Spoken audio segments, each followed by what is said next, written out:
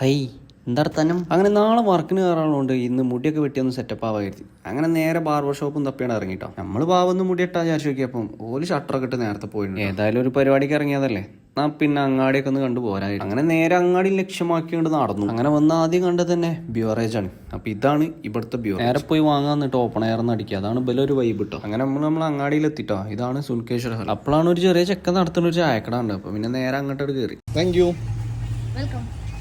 ആദ്യം 2 പ്ലേറ്റ് മുട്ട ബജി നിന്ന് നോക്കിട്ടോ. സംഭവം ഇവിടെ മുട്ട ബജി ഇങ്ങനെ 4 പീസാക്കി കട്ട് ചെയ്ത് കുറച്ച് മുളക് പൊടിയൊക്കെ ഉള്ളിൽ വെതറി പിന്നെ എരിവില്ലാത്തൊരു മുളകും കൂടെ വെച്ചെടുത്ത് പിന്നെ അത് 4 കൂടി കൂട്ടിപ്പിടിച്ച് വായക്ക് ഇതാ ഇങ്ങനെ വെച്ചുകൊടുക്കുക. എന്നിട്ട് അങ്ങോട്ട് കഴിക്കാൻ. സംഗതി ആ മുളക് പൊടിന്റെ സ്പൈസിനെസ്സും പിന്നെ കുറച്ച് ഉള്ളിന്റെ ഫ്ലേവറും കൂടി ഉണ്ടാവുകൊണ്ട് നല്ല ടേസ്റ്റ് ഉണ്ട്. പിന്നെ എന്തൊക്കെയാ ഉള്ളത് എന്ന് ചോദിച്ചപ്പോൾ മുളക് ബജിയും കൂടി ഉണ്ടെന്ന് പറഞ്ഞു. പിന്നെ അതും കൂടിയാണ് ടേസ്റ്റ് ചെയ്യാന്ന്. സംഭവം കാണാൻ നല്ല വെറൈറ്റി ലുക്കൊക്കെ ഉണ്ട്, അതേപോലെ തന്നെ ടേസ്റ്റും ഉണ്ട്. പിന്നെ ഞാൻ മനസ്സിൽ ഓരോന്നൊക്കെ ആഗ്രഹിച്ച് അതൊക്കെ നടക്കുമോ നോക്കാൻ ഇങ്ങനത്തെ ഓരോ പരിപാടികളൊക്കെ ചെയ്തു നോക്കി.